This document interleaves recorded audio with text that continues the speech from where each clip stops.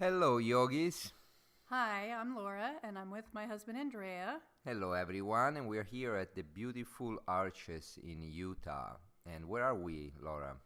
This you can see in the distance is Balancing Rock.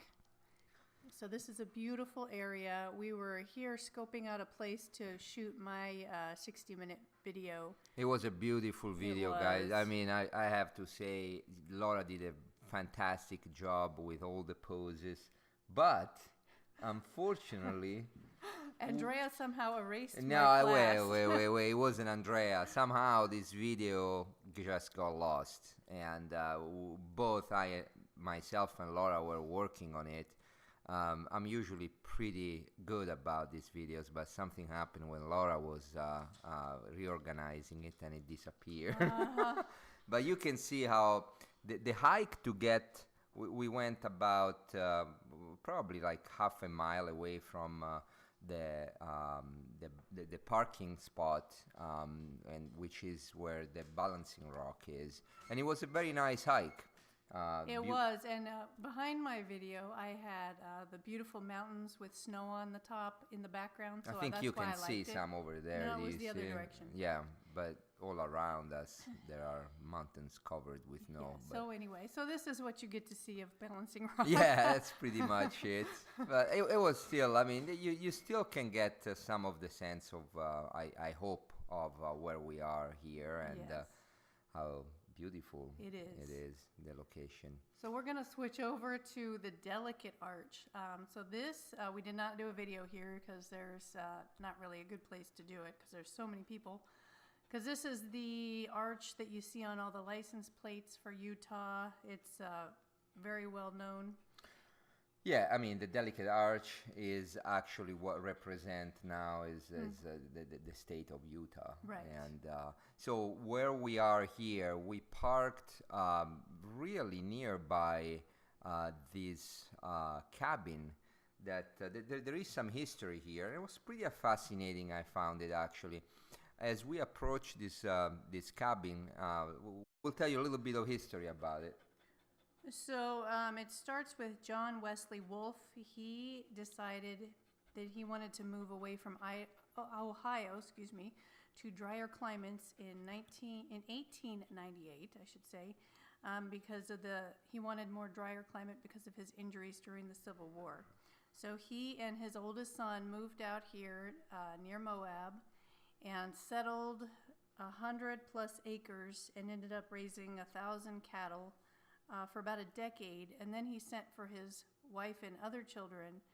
And when they came, the daughter did not like the conditions of the first cabin, so this is the more luxurious Yes, cabin. yeah, luxurious. I mean, so I think the one on the left, or you just got a glimpse of it, I think that was the first maybe establishment, Yeah, I the think first that was the first cabin. one.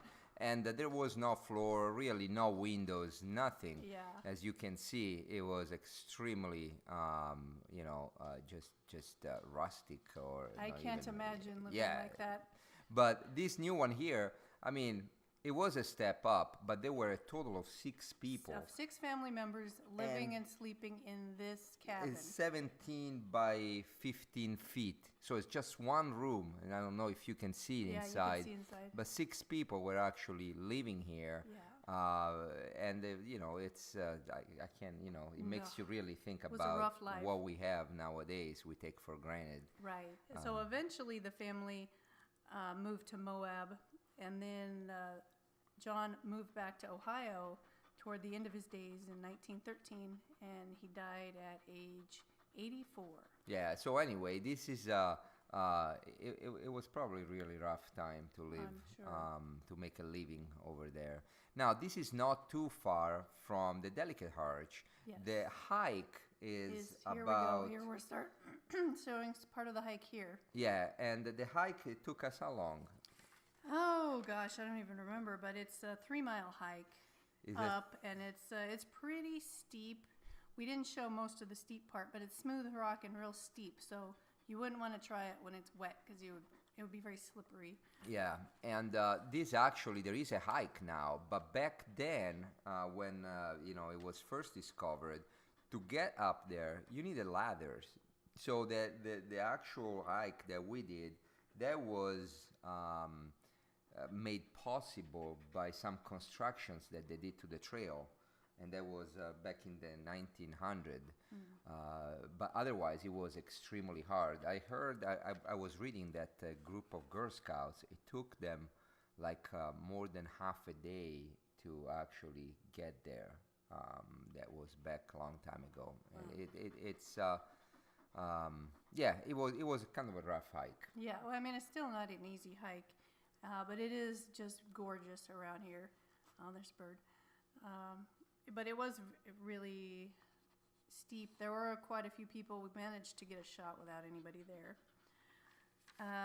But it is, we're going to show you the arch in a few, but the opening is 46 feet high and 32 feet wide. So it's quite large. You're not allowed to climb on it. There was a photographer in 2000 that decided to set fire underneath it to show his photography students a technique.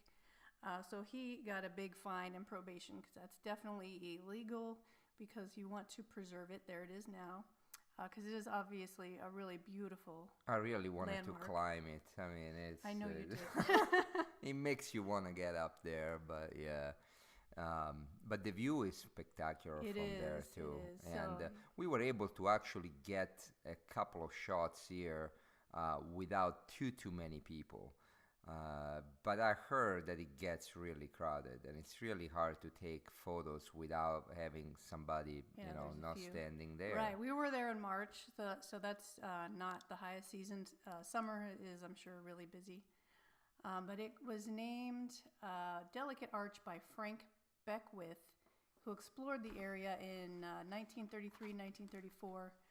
So he named it, but it was not part of the U.S. National Monument of the Arches until 1938. Yeah, and I actually he mentioned in a local newspaper at that time. He stated, "This is by far the most delicately chiseled arch in the entire area," and I think that's where the name came from. Yeah, there's a close-up of it. Yeah, it's really beautiful.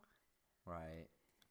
Well, thank you for joining us today, and hopefully you'll check out our Andrea's video at Park Avenue. Please do so. It was a landmark. fantastic video. It was beautiful area. Namaste. Namaste.